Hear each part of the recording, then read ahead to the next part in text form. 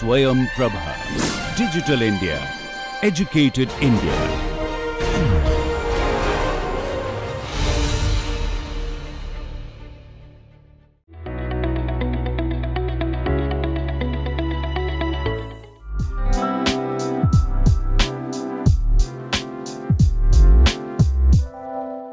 Dealing with problem statements in Smart India Hackathon, or any hackathon for that matter, requires a structured and strategic approach. Today, we'll be talking about another problem statement from SIH 2023, and for that we have with us Siddhant, who is a past winner of Smart India Hackathon and will be sharing his thoughts and inputs on the problem statement SIH 1284, developing a blockchain-based e-vault for legal records. So let's see what Siddhant has to say about this particular problem statement. Welcome, Siddhant. Hello, Vikas. So to For begin with, myself, Siddhant, just tell us something about you and like what you've been doing, what you're doing currently, so that we get to know you better. okay. So I have been a 2022 CSE grad and currently working as senior software engineer at Gemini, utilizing the stack around Java and so. And apart from that, have been invested in few cloud technologies and yeah, have been dipping into the blockchain now and then. Okay, just tell us about the past experience of yours when you went on to win the hackathon last year around. So tell us something about that experience. Itself is not just, from my perspective, is not just a problem statement which we are solving. It is a whole bigger experience than that because it's not something like college project which we are doing where we just take the problem statement, implement some kind of small proof of concept and show it. We have to problem solve at each and every stage. We start with the research part, then goes on with connecting with different people to know the reality because we are solving the actual problem statements here rather than something which has been done throughout the years and is used for projects. So we have fresher problem statements with real-time scenarios with real use cases. So we have to dig in that much deeper. Then there are a lot of situations where you have to problem solve in real life, and not just in terms of technology, but in terms of how you present or the people skills which you have. So in all those aspects, there is problem solving at each and every step of it. So like it was one of a kind experience for me, and it shaped me in a good way. Absolutely, Siddhant. So, I mean, definitely that was what you said was spot on, the way you look at SIH. Now, coming to this year's problem statements. So, to begin with, I mean, tell me, why did you choose this particular problem statement to discuss with us? Okay, so when I come across a list of problem statements, I like to broadly classify them into categories. Like one of the category is which is a bit more complex, hard to get. The problem statement is a bit more hard to understand in the first place, and it is a bit more open-ended, like the one which we had last year. But also at the same time, there is lesser number of participation because at first look it is more complex, requires more research, and not much of information is provided in it. But it gives us the opportunity to uh, give much more innovation from our side. And the other side of it is something that the organization or the ministry knows what exactly what they want, which is the one which I've chosen this time around. So they have clearly mentioned that they want an e-vault with the technology as well, the blockchain technology, and what are the expected outcomes from it. So everything is very clearly mentioned. So in this use cases, generally the implementation of basic model is very easy, but you also, if it is easy for you, it is easy for others. So you have to stand out somehow. So that's where the innovation part comes, and that's where we have to do technological innovation. You have to do functional innovation. You have to provide something which others can't. So that is a good challenge to have. Right. So, now to begin with this particular problem statement, how would you deal with it in the sense, what is the first step? The first step is, of course, making a team. So, what kind of a team do you think is ideal to deal with this particular statement? Like in this particular problem statement, they're very clearly emphasized on blockchain, that they want blockchain as the technology. So obviously, I will need blockchain developers, at least two on my team, because it is a core technology. Like it is something which cannot be just handled by one person because we will be going into research. So while we are researching something new, if we are implementing something new, it's better to have multiple people around who have the knowledge of it.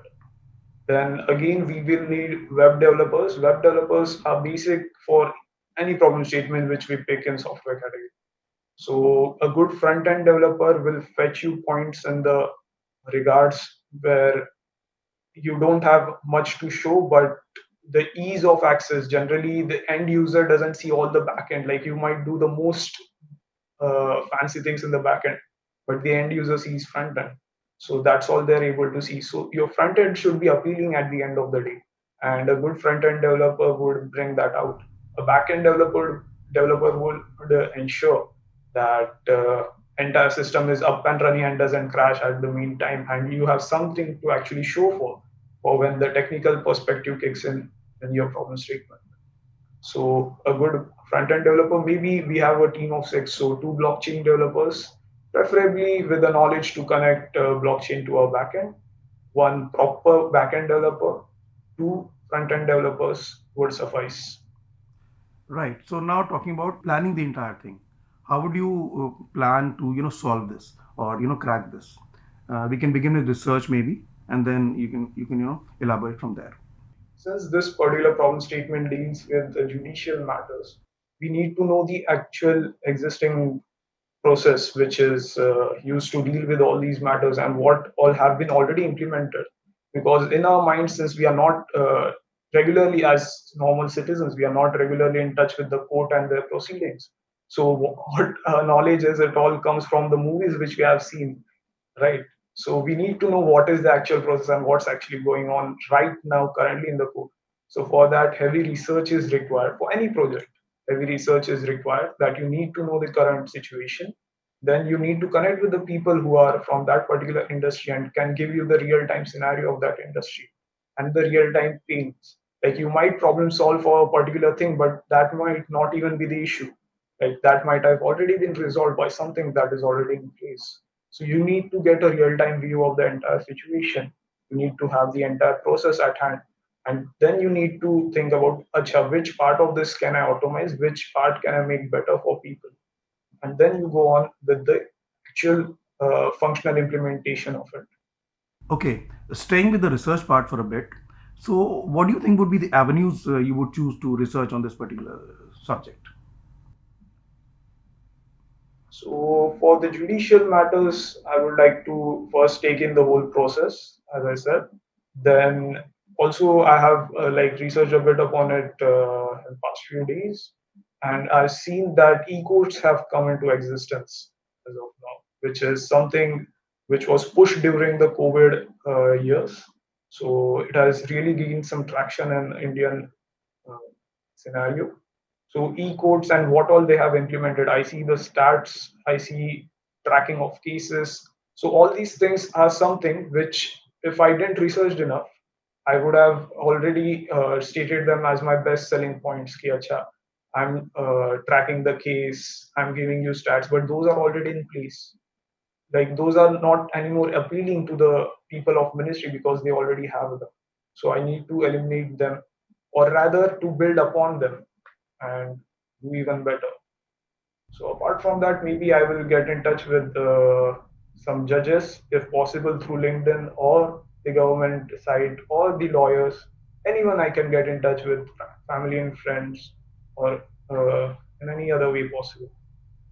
Okay, so now coming to the solution part of it, we've talked about team, we've talked about research. Now the planning part, like how do you go about solving this? How do you go about putting up a say solution or a product which you think is they think the judges think is viable as well as very practical?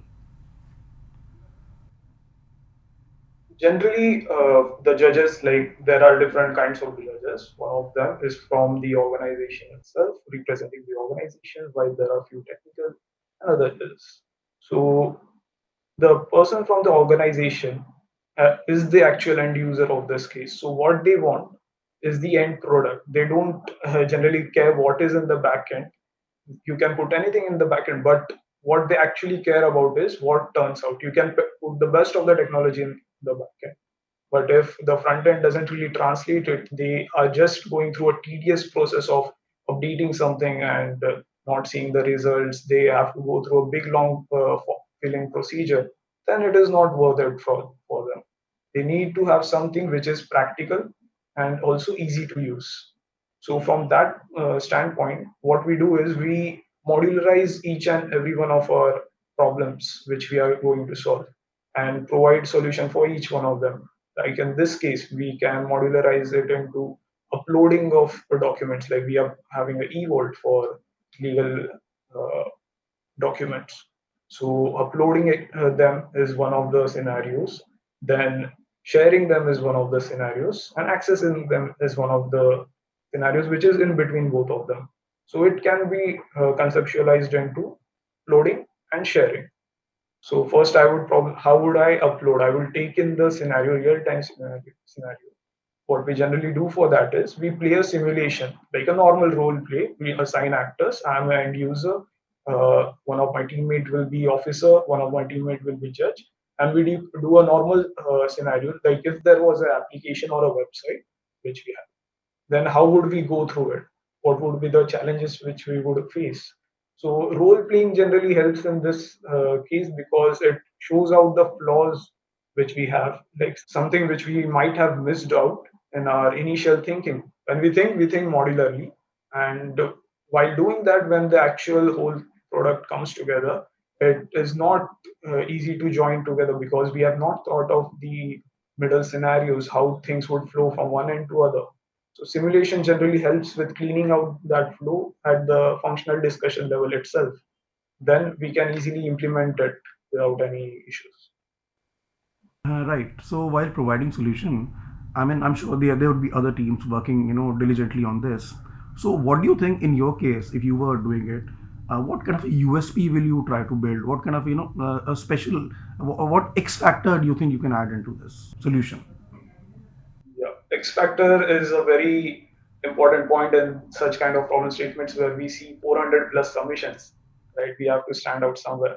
So over here, I've seen just they have mentioned use of blockchain, but not specifically mentioned which type of blockchain. Now there are private as well as public blockchains, and like they have mentioned Ethereum, which is one of the public blockchain. But from what I have gathered around and what I know of the government is government would rather have its own resources, have the entire blockchain under its own control, rather than being dependent on a entity which is outside of its control, like Ethereum. The gas prices for the transaction in Ethereum might skyrocket anytime. It is highly volatile. So government would rather prefer to have their own infrastructure for blockchain.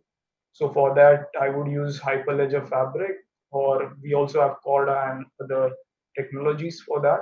But basically, I would, from conceptual level, I would set up a private blockchain. I would recommend that. Apart from that, I would have to stand out somewhere. So in the problem statements where they have very clearly stated of what they want, you have to generally give that part to best of your abilities and then think apart from that. So now I have a strong point about data. Users are continuously uploading everything. Users are sharing everything. I have this data part of it. So I can convert it into analytics, give them stats, and from those stats, I can extract some kind of information, some kind of trends even that these kinds of documents were uploaded over a year regarding this thing. So I can just predict some trends, and that would be something that would set me apart from others who are just uploading and sharing like what is given in the problem statement. Those were some very interesting points, Siddhant, you made. I mean, being aware of many other elements that might affect the solution, not only now, but later. So I think that's very wise of you to, think in that manner, in that direction. I'm sure viewers will take note of that and, try to keep that in mind while they are at it. So, Siddhant, as a last piece of advice, or one piece of advice that you would want to give to the people who might be, trying to have a crack at this particular problem statement, what would be your one piece of advice? How to go about it? What exactly to do? What are the do's and don'ts in this particular case? So you don't want to actually over-engineer everything because you do have a short period of time to implement. So this is something have said very often that over-engineering kills the whole product. Do the minimal possible things technologically. Think out everything. Don't keep your minds blocked. Think about each and every scenario, think about each and every technology, but don't over engineer it.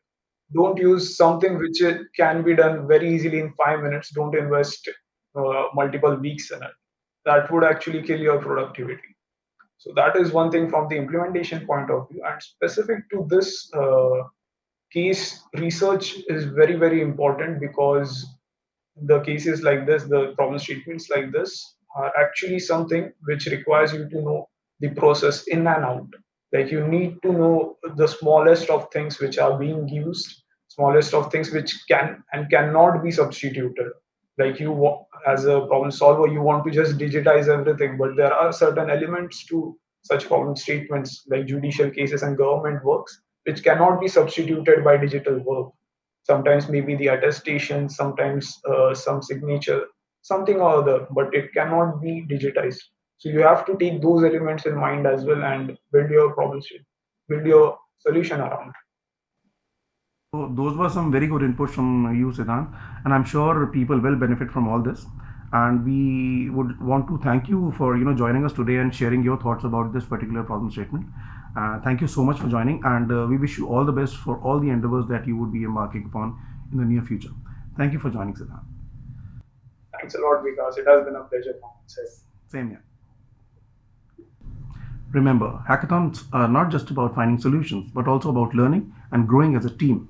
Adaptability, creativity, and effective communication are the key skills to showcase during the event. We wish you all the best. Thank you for watching.